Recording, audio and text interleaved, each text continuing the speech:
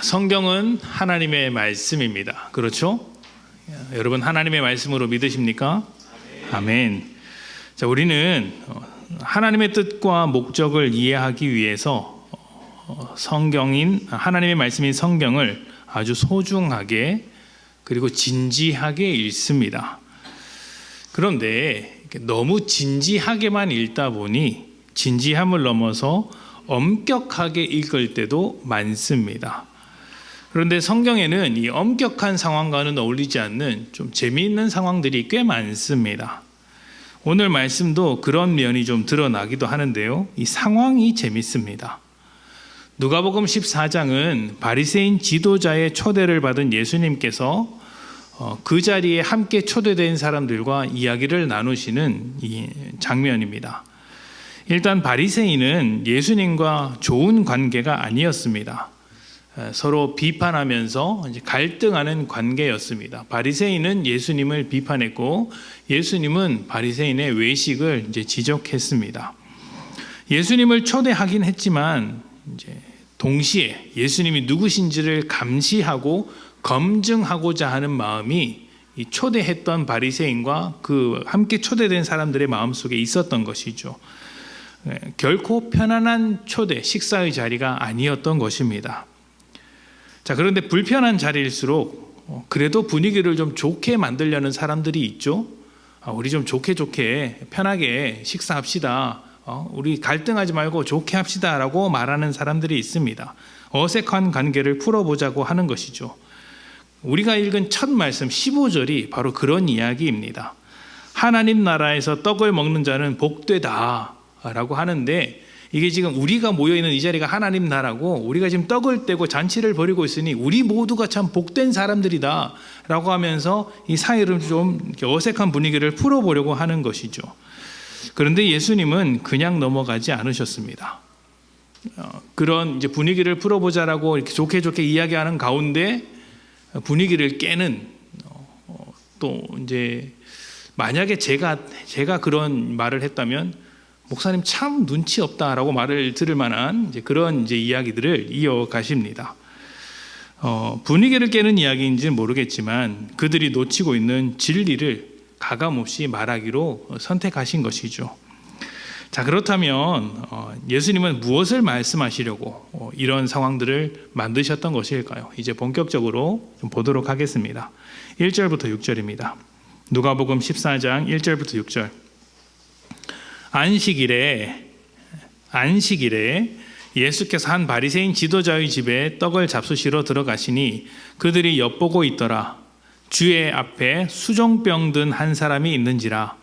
예수께서 대답하여 율법 교사들과 바리새인들에게 이르시되 안식일에 병 고쳐 주는 것이 합당하냐 아니하냐. 그들이 잠잠하거늘 예수께서 그 사람을 데려다가 고쳐 보내시고 또 그들에게 이르시되 너희 중에 누가 그 아들이나 소가 우물에 빠졌으면 안식일에라도 곧 끌어내지 않겠느냐 하시니 그들이 이에 대하여 대답하지 못하니라. 아멘. 자, 바리새인 지도자의 집에는 예수님을 비롯해서 수많은 사람들이 초대되었습니다. 누가 초대되었을까요? 병든 자들, 죄인들, 세리들이 초대되었을까요? 아닙니다.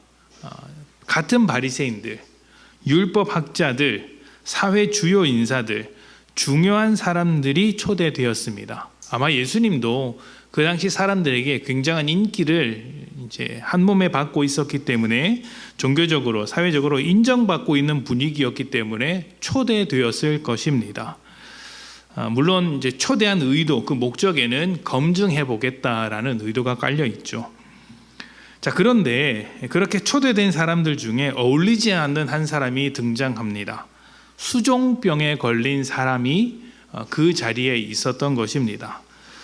수종병이란 이렇게 간이라든지 이렇게 몸이 안 좋아서 염증이 생겨서 온몸이 퉁퉁 부은 것을 말하는 거예요. 누가 봐도 이렇게 보기 안 좋고 율법에 따르면 이 병에 걸린 사람은 부정한 사람들이라고 합니다.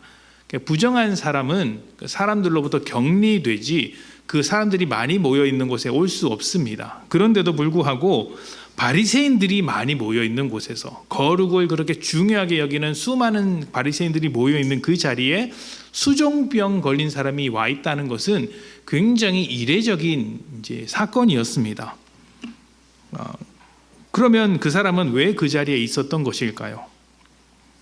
안식일에 병을 고치는지 고치지 않는지, 안식일을 어기는지 아니면 지키는지 예수님을 시험해 보려고 바리새인 지도자나 바리새인 중에 어떤 사람들이 수종병 걸린 사람을 일부러 부르는 것입니다. 불러서 그 자리에 앉혀놓고 예수님이 그 사람을 치료하나 안 하나 보고자 하는 것이죠. 그러니까 1절에 보면 엿보다, 예수님을 엿보기 위해서 그 자리에 있다라고 표현하는데, 엿보다는 말이 그런 뜻입니다. 한번 걸리기만 해봐라 라고 하면서 지켜보고 있다는 것이죠. 안식일에 관해선 우리가 사실 연초에 많은 이야기를 했기 때문에 다 알고 있으리라고 생각을 합니다. 안식일은 하나님의 백성이라는 정체성을 지키기 위한 것이죠. 특히 안식일은 하나님의 일하심 안에서 생명과 복을 사람이 누리는 것입니다. 하나님이 일하고 사람이 쉬는 날이죠. 사람이 하나님 덕분에 편안해지는 날, 평안해지는 날이 안식일이 됩니다. 그리고 우리는 매일매일 하나님의 일하심 속에 살면서 매일매일을 안식일과 같이 여겨야 한다라는 이야기까지 했습니다. 자, 그렇다면 예수님께서 수종병을 고쳐주시는 일을 하는 것일까요? 아니면 하나님의 은혜를 누리도록 평안을 주는 것일까요? 하나님의 은혜를 누리도록 평안을 주는 것이죠. 단순히 일을 하는 게 아니라 그 사람을 하나님 안에서 생명과 회복으로 나아갈 수 있도록 인도해 주시는 것입니다. 그러니까 겉으로 볼 때는 일이지만 사실은 안식일의 목적대로 하나님의 일하심으로 회복시켰던 것입니다. 자, 이것이 예수님의 일하심이었고, 그것을 바라보는 바리새인들은 율법을 지킨다는 이유로 그 수종병 걸린 사람들을 외면하고 또 그 일을 했던 예수님을 정죄했던 것이죠. 예수님과 바리새인의 입장이 다릅니다. 예수님은 안식일일지라도 안식일의 목적을 이루기 위해 그 사람을 회복시켰고, 바리새인은 안식일을 지키기 위해 그를 회복시키지 않았으며 오히려 정죄의 도구로 사용했습니다. 전혀 다른 입장이죠. 이 다른 입장은 어디서부터 온 것일까요? 하나님과 사람을 이해하는 관점의 차이에서 발생했습니다. 안식일을 만드신 하나님은 어떤 하나님이냐, 안식일을 지켜야 하는 사람은 어떤 존재냐라는 그 이해의 차이가 안식일에 대한 차이, 율법 규정에 대한 차이로 이어진 것이죠. 예수님은 하나님과 사람을 은혜라는 관점으로 보셨습니다. 모든 사람은 하나님 안에서 살지 못하는 죄인입니다. 그래서 하나님의 은혜가 필요합니다. 안식일에 사람을 고치고 은혜를 베푸는 것은 율법의 의도와 안식일의 목적을 가장 잘 지키는 것이었습니다. 반면 바리새인은 달랐습니다. 그들은 자격 있는 자들만이 하나님의 복을 누릴 수 있다라고 생각을 했습니다. 은혜를 얻는 것도 잘해야 얻는 것이지 그냥 주지는 않으셔. 너 하나님 앞에 충성해. 하나님 앞에 잘해야 돼. 그러면 주실 거야. 라는 입장이었죠. 은혜보다 조건이 우선이었습니다. 그래서 그들은 율법을 잘 지켜야 했고 율법을 지키지 않거나 부정한 자들과는 상종하지 않았습니다. 예수님이 잘 지키나 못 지키나 감시한 것도 그들의 관점으로, 그들의 기준으로 의로운 사람이 될 만한 자격을 가지고 있는지 판단하겠다는 의도였습니다. 왜냐하면 자신들은 율법을 잘 지키고 있었기 때문이죠. 자신들은 충분히 조건을 갖추고 있었기 때문입니다. 예수님은 은혜를 말하셨고 바리새인은 조건을 말했습니다. 물론 자격과 조건을 따진다면 예수님보다 자격 조건을 갖추고 있는 사람이 없겠죠. 그러나 예수님은 은혜를 말하셨습니다. 예수님과 바리새인 중에 누가 율법을 잘 지켰다고 할 수 있을까요? 지금 안식일을 어기는 것과 같이 하나님의 회복을 보여주셨던 예수님과 안식일을 지켜야 한다는 이유로 사람들을 정죄의 길로 빠져들게 했던 둘 중에 누가 더 율법을 잘 지켰다고 말할 수 있습니까? 율법을 지켜서 하나님의 백성이 되는 것이 아니라 하나님의 백성이 율법을 지키는 것입니다. 율법은 은혜의 도구이지 조건이 아닙니다. 안식일도 그런 맥락에서 하나님의 백성이라는 정체성을 지키는 율법의 도구라고 할 수 있고, 예수님이 은혜로 그 율법을 더 잘 지켰다고 말할 수 있는 것이죠. 은혜와 조건이라는 이 관점은 서로 다른 각각의 삶에 대한 태도를 만들어냅니다. 어떤 태도를 만들어낼까요? 바로 겸손과 교만이며 포용과 차별입니다. 은혜라는 관점으로 삶을 바라보는 사람은 겸손한 태도를 갖게 되고 어떤 사람이라도 포용하려고 합니다. 반대로 조건이라는 관점으로 삶을 바라보는 사람은 교만합니다. 그리고 다른 사람에 대해서 차이를 두고 차별하게 되죠. 자, 말씀을 계속 보겠습니다. 은혜와 조건이 겸손과 교만으로 나타나고 포용과 차별을 한다고 말씀드렸는데, 말씀을 통해서 확인해 봅시다. 7절부터 11절입니다. 청함을 받은 사람들이 높은 자리 택함을 보시고 그들에게 비유로 말씀하여 이르시되, 내가 누구에게나 혼인잔치에 청함을 받았을 때에 높은 자리에 앉지 말라. 그렇지 않으면 너보다 더 높은 사람이 청함을 받은 경우에 너와 그를 청한 자가 와서 너더러 이 사람에게 자리를 내주라 하리니 그때에 내가 부끄러워 끝자리로 가게 되리라. 청함을 받았을 때에 차라리 가서 끝에 앉으라. 그러면 너를 청한 자가 와서 너더러 버치어 올라 앉으라 하리니 그때에야 함께 앉은 모든 사람 앞에서 영광이 있으리라. 무릇 자기를 높이는 자는 낮아지고 자기를 낮추는 자는 높아지리라. 아멘. 맥락을 보면서 이야기를 보아야 합니다. 그렇지 않으면 다른 이야기들을 자꾸 보게 됩니다. 예수님께서 함께 식사 초대를 받았습니다. 함께 온 사람들이 있죠. 예수님과 함께 초대를 받은 사람들이 오자마자 높은 자리에 앉았습니다. 오자마자 높은 자리에 앉았습니다. 예수님은 그들을 향해서 높은 자리에 앉으면 더 높은 자리에 왔을 때, 더 높은 사람이 왔을 때 낮은 자리로 가야 하니까 처음부터 낮은 자리에 앉는 게 현명하다라고 알려주셨습니다. 그리고 결론이 무엇이냐면 자기를 높이는 자는 낮아지고 낮추는 자는 높아진다라는 것이었습니다. 안식일에 사람을 고쳐주는 이야기에서 갑자기 낮은 자리로 가라고 하는 이야기로 흘러가는 것이 좀 부자연스럽게 보일 수 있습니다. 그런데 이 이야기는 앞에서 말씀드린 대로 바리새인의 집에서 일어나는 연속적인 이야기이면서 공통된 원리, 공통된 주제를 가지고 있는 이야기입니다. 우리는 모두 은혜가 필요하다는 겸손한 태도에 관한 이야기라는 것이죠. 일단 초대받은 사람들은 누가 마련해 준 자리로 간 것이 아니라 스스로 높은 자리에 앉은 사람들입니다.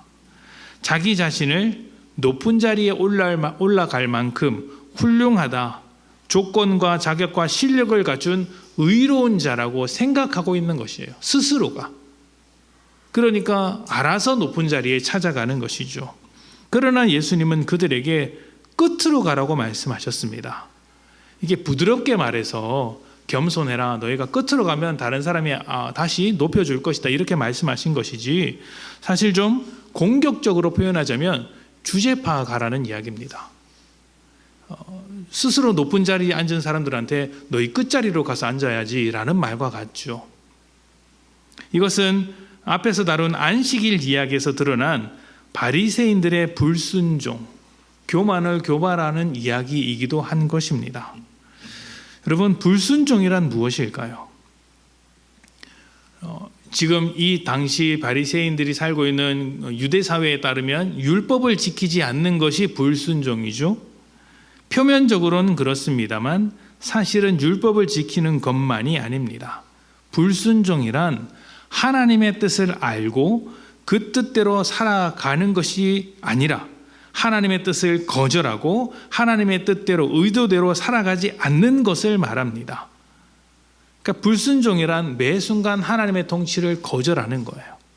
율법을 지켰더라도 불순종할 수 있는 것입니다. 사무엘상 15장 22절부터 23절입니다. 사무엘이 이르되 여호와께서 번제와 다른 제사를 그의 목소리를 청종하는 것을 좋아하심 같이 좋아하시겠나이까? 순종이 제사보다 낫고 듣는 것이 순양의 기름보다 나으니 이는 거역하는 것은 점치는 죄와 같고 완고한 것은 사신 우상에게 절하는 죄와 같음이라. 왕이 여호와의 말씀을 버렸으므로 여호와께서도 왕을 버려 왕이 되지 못하게 하셨나이다 하니. 아멘. 사울은 번제와 제사라는 율법을 지켰습니다. 율법을 지키는 게 명분이었어요. 그러나 불순종했습니다. 율법이라는 모양을 지켰을지는 모르나 여호와의 말씀, 다시 말해서 하나님의 뜻과 의도는 거절했습니다. 율법을 지켰는데 불순종이라는 결과를 낳게 된 것이죠. 바리새인은 안식일을 잘 지켰습니다. 그러나 안식일을 왜 지키는지에 대한 이해는 없었습니다.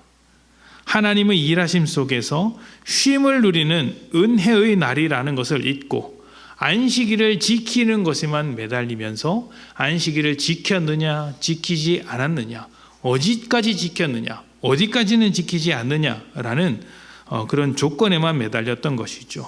그러니 율법을 잘 지켰으나 이들 역시 하나님의 뜻을 따르지 않는 죄인에 불과합니다.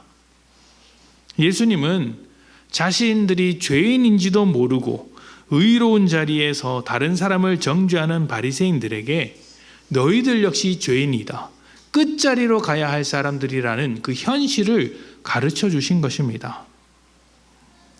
내가 죄인 된 것을 알게 되면 하나님의 은혜가 아니고서는 살 수 없다는 것을 고백하게 됩니다. 그러니 어떻게 되겠습니까? 겸손하게 되죠. 내가 하나님의 도우심이 없으면 살 수 없는데 어떻게 자랑할 수 있겠습니까? 겸손하게 되죠.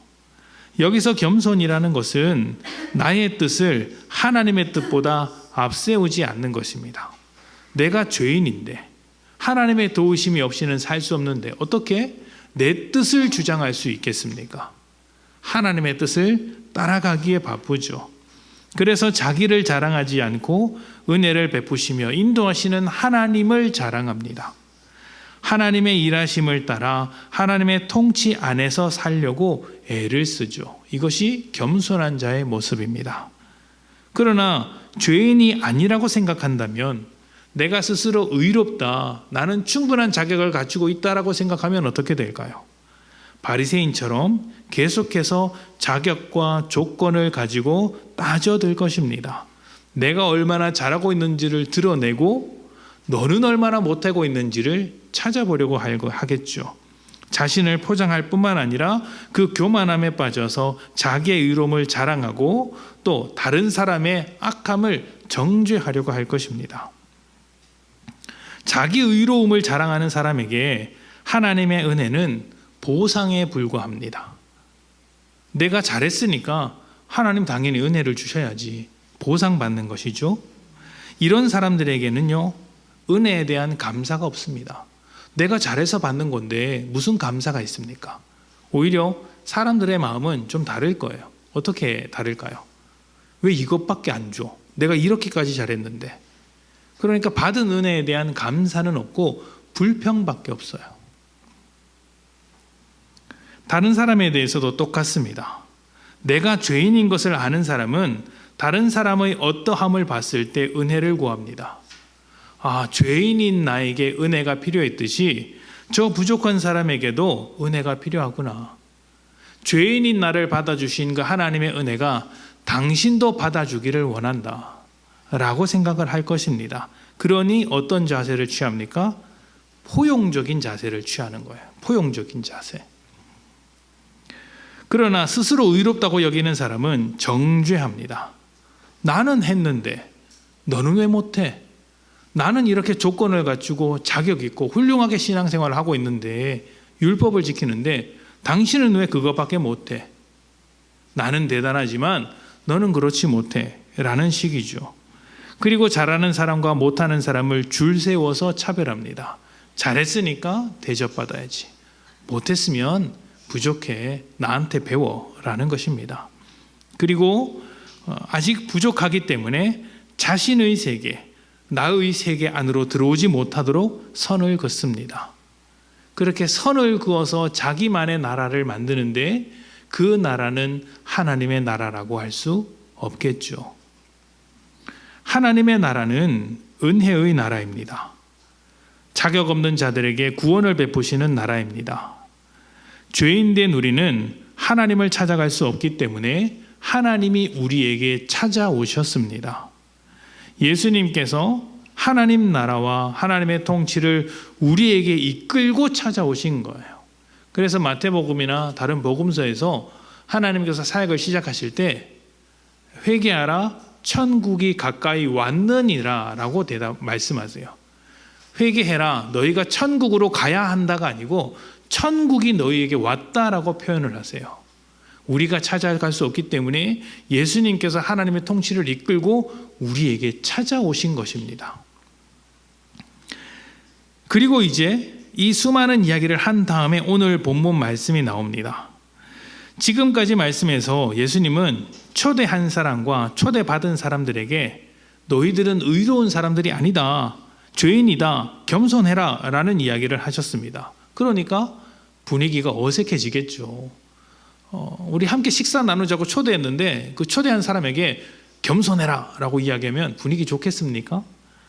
그래서 그 중에 하나가 분위기를 보려고 우리가 이 떡을 먹는데 당신이 하나님 나라에 대해서 이야기했으니까 떡을 먹는 우리가 다 하나님 나라의 사람으로서 복받을 사람들이다, 하하 웃고 넘어가자, 좋은 게 좋은 거 아니냐라고 합니다. 근데 예수님은 그냥 넘기지 않죠. 그 자리에 있는 모든 사람들이 하나님의 뜻을 놓치고 있었기 때문에 그들을 위해서라도 분위기를 깨고 다시 한번 말씀하시는 것입니다.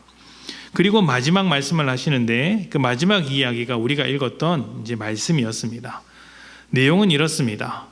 바리새인 주인이 여러 사람을 초대했던 것처럼 어떤 사람이 잔치를 벌이며 많은 사람을 초대했습니다. 그런데 초대받은 사람들의 면면을 보면 꽤 괜찮은 사람들이었습니다. 땅을 살 만한 사람들, 소를 5결이나 가질 수 있었던 사람. 이 5결이라는 것은, 이 결이라는 단어는 2마리 짝을 지은 거예요. 그러니까 5마리가 아니고 사실은 10마리예요.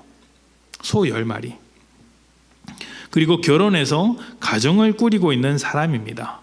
이들은 평범해 보이지만 당시 유대 사회에서 하나님의 축복을 받은 삶의 어떤 그 모형과 같은 사람들이에요. 복을 받았으니까 땅을 사지, 밭을 일구고 자기 밭을 가지고 농사를 지을 수 있지, 복을 받았으니까 소를 10마리나 키우지, 복을 받았으니까 저렇게 결혼해서 잘 살지라는 것입니다. 그러니까 메인스트림에 있는 사람들, 중심에 있는 사람들, 그 사회에서 인정받는 주류라고 할 수 있습니다. 주류. 당연히 사람들이 보기에 저런 사람들이야말로 하나님 나라에 들어갈 수 있다라고 할 만한 사람들이죠. 그런데 그들은 잔치의 초대를 거절했습니다. 오지 않았습니다. 다양한 이유로 거절했습니다. 그런데 거절한 이유가 중요한 건 아닙니다. 거절했다는 것 자체가 중요하죠. 그렇다면 오려고 한 사람이 다 오지 않으니까 잔치는 취소되어야 할까요? 취소되지 않았습니다. 다른 사람을 초대했습니다. 그 필요한 사람들에게 나아간 것이죠. 그렇게 찾아간 사람들이 누구냐면 가난한 자들, 몸이 불편한 자들, 앞을 보지 못하는 자들이었습니다. 이들을 다 초대하고도 자리가 남았습니다. 그래서 한 번 더 나아가는데 그 다음에는 길과 산 울타리 가에 있는 사람들, 그 산 울타리 가에 있는 사람들을 강권하여 초대했다라고 이야기합니다. 이 길과 산 울타리 가에 있다라는 건 어떤 의미냐면 그 지역의 경계선에서 들어오지 못하고 있는 사람들을 말하고 있는 거예요. 그 사회의 경계선 안쪽으로 들어오지 못하는 사람들. 여러분, 부정한 사람이면 선 밖으로 나가서 그 다른 성에서 그 사람들이 따로 살던 그 멀리 다른 지역에 가서 깨끗하게 된 다음에야 마을 안으로 들어올 수 있었어요. 그러니까 죄인이면 밖에 나가서 살아야 했던 거예요. 그 산 울타리 경계선 밖에 있는 사람들에게 초대를 해서 다시 그 잔치자리로 들어오도록 불렀다라는 것입니다. 다시 말하면 우리 사회의 비주류입니다. 바리새인들이 볼 때 더더욱 자격 없는 사람들이라고 할 수 있어요. 비주류 중에 비주류들을 데리고 와서 초대한 것이죠. 지금 잔치의 주인은 주류와 비주류 구분 없이 잔치가 필요한 모든 사람을 불렀습니다. 그런데 주류에 해당하는 자들은 거절했고 비주류에 해당하는 자들은 참여했습니다. 잔치의 기쁨을 누리는 사람들, 은혜를 받은 사람들은 누구였습니까? 비주류에 해당하는 사람들이었습니다. 이 말씀을 통해 바리새인의 마음이 하나님의 마음과 얼마나 다른지를 확인할 수 있습니다. 비주류는 안 된다, 된다. 주류는 안 된다. 이걸 구분 짓는 게 아니에요. 주인은 주류나 비주류 모두 초대했습니다. 누구나 다 초대했어요.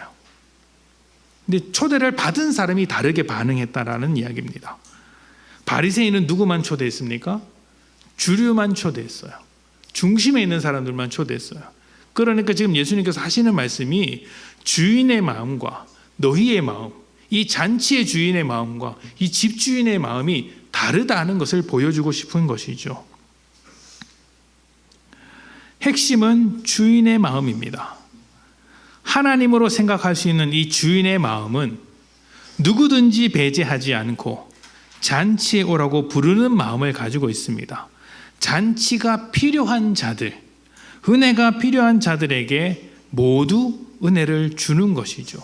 여기서 자격을 따지지 않습니다. 너는 주류다, 비주류다, 마을 안에 있는 사람이다, 마을 밖에 있는 사람이다, 따지지 않습니다. 오히려 자격 없는 자들에게 더 적극적으로 찾아가 강권하였다라고 말하지 않습니까? 이것은 단순히 누군가를 포용할 수 있느냐라는 문제가 아닙니다.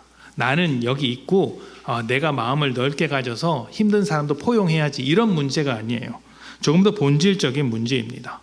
세상의 기준을, 주류와 비주류를 나누는 그 세상의 기준을 하나님 나라의 기준으로 재정의하는 것입니다. 완전히 바꿔버리는 거예요. 누가 자격이 있는가? 누가 초대를 받을 만한 자격이 있는가? 누가 은혜를 받을 만한 자격이 있는가? 누가 잔치에 올 만한 자격을 가진 사람인가를 따지는 기준을 모두 허물어 버리고 은혜의 기준으로 바꿔버린 것입니다. 모든 사람을 위해 주어지는 은혜라는 기준으로 초대하기 시작한 것이죠. 여러분, 어느 사회든 주류와 비주류가 존재합니다. 주류는 그 사회에서 인정받는 사람들입니다. 비주류는 배척을 당합니다. 이것은 사회의 특정한 조건에 따라서 또 어떤 기준에 따라서 나누어지게 되죠. 그런데 하나님은 구분하지 않습니다. 그 기준 자체가 쓸모없는 것이라고 말씀하세요. 왜냐하면 하나님은 은혜의 하나님이시기 때문이죠. 은혜가 필요한 사람에게 은혜를 주시는 분이 하나님이십니다. 그 사람이 은혜가 필요한지 몰라도 찾아가서 은혜를 주시는 분이십니다.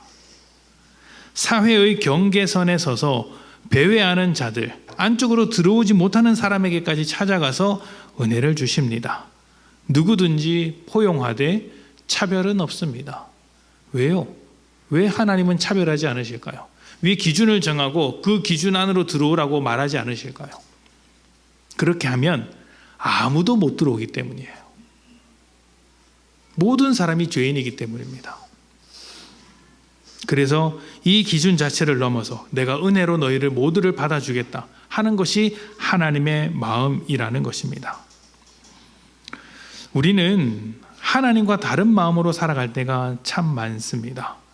사회적인 면에서 그리고 개인적인 면에서 경계를 만드는 버릇이 있습니다. 조건으로서, 자격으로서 경계를 둘러치죠. 그래서 이 조건에 걸맞으면 너는 내 삶으로 들어올 수 있어. 그렇지 않으면 배제해버리는 것입니다.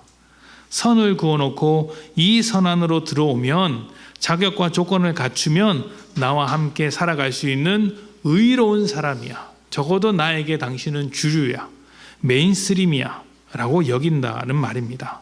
그러나 하나님은 은혜로 그 기준을 무너뜨리신 분이십니다.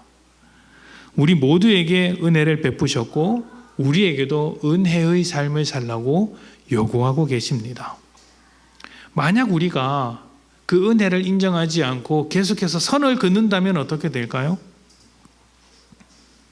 하나님께서 여러분에게 선을 긋고 할 수 있는지 못하는지 보신다면 어떻게 되겠습니까? 하나님께서 선을 쫙 그어놓고 네가 이 선을 넘어올 수 있는지 넘어올 수 없는지 내가 지켜보겠다라고 말씀하시면 여러분 어떤 마음이 들겠습니까?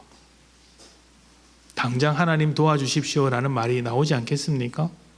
은혜를 구하지 않겠습니까? 우리가 선을 그으면 아마 똑같아질 겁니다. 우리는 모두 은혜가 필요한 자들이며 은혜를 받은 자들입니다. 그리고 이제 경계선 밖으로 가기 위한 부르심을 받았습니다. 경계선 안에서만 살지 말고 그 밖으로 나아가라. 경계선을 허물어라. 은혜를 받은 자들 아니냐라는 것이죠.